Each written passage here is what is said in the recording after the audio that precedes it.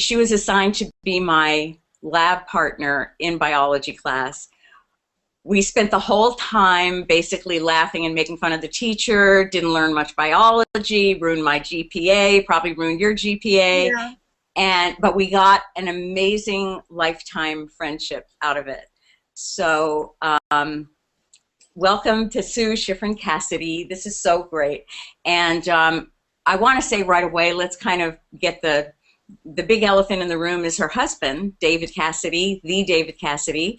So it's not something we usually talk about, but I'm sure everybody really wants to know. And I've seen, what is it like to be married to somebody who is somebody that women are still to this day throwing themselves at and crazy about? Yeah, they still do. They have. I've been with him 26 years, and it's something that I've had to get used to. Let's just say it's been a process, but I'm used to it now, and I guess it'll be awful the day it stops happening. So I'm grateful that people still love him, and I know he is too. But Daryl, I've been with you longer than I've been with him. Almost 50 years. Can you That's see? true. That's true. It's true. That's very true. And I think for a lot of women, I mean, this is one of the reasons these relationships with our friends are so special, because we have been in with each other through all the men in our lives. First loves. First loves. You know, really and truly, we've been through a lot together, and there's nothing that compares to a lifelong friendship like you and I have, and like we're so lucky to have with so many of the other people that we actually did go to high school with. And I was the newbie because I came in high school, and you'd all been together since, I think, kindergarten. Right. Or before. Yeah. Right. And we used to sit there doodling on doing no biology. We hated biology, and just doodling on our notebooks about boys and our lives, and Yeah, until we had to dissect a frog. Yes. And then you, my friend, became, Donald Duck, his uncle, Donald Duck's uncle's eyes go, that's what you were like, dissecting a frog. You were so into it, and I was sick. It really didn't do it for me, but you loved it, and I thought you'd end up being a doctor. And it's so funny because, yes, we did get lousy grades in Mr. Scott's class, but you went on to Yale, and I went on to be a dropout in college. I lasted a quarter, and then I went out and I started my life to go out and follow my own dream, which took me in some convoluted places, but ended up where I am now, which is the best place I've ever been.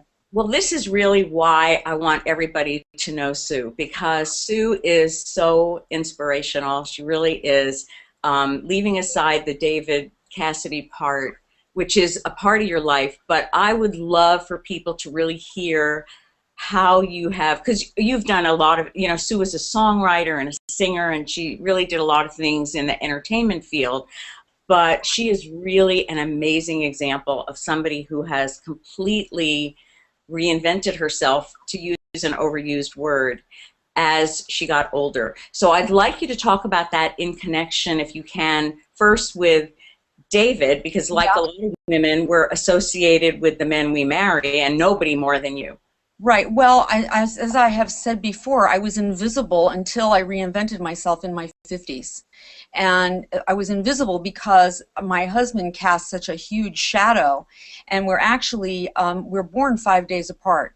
And he's born 5 days ahead of me, so when his birthday would come up, everybody would make a fuss about his birthday and forget about mine. Whenever anything happened, it was about him. And I just naturally I was in the back burner to everything, to his career, to whatever happened to be happening at the time. I would place myself in the background. And I was happy to do that, especially when we were lucky enough to have a child, which came much later in life. I was 41 when I got pregnant with our son, Bo, our only son, and he's 22 now. But I did find myself really struggling with, who am I? And I saw myself as an extension of him. And I was married before I was with David. And I found that actually my syndrome was actually seeing myself through the eyes of whoever I was attached to. And normally, that would be a man. And that was a process. Even now, although I've been with my husband for 26 years, we lead very separate lives. I am my own person now. And that was critical for me to be able to make that transition if I was going to have, you know, at this part of your life when there's more sand at the bottom than there is at the top of the hourglass, you got to start figuring out what it is you're going to do with what's left. And I'm very cognizant of that. And so now I don't make choices that don't support me feeling whole about myself. And I don't care who gets upset about it. And there was a time when that was really the most important thing, was I didn't want to upset the apple cart.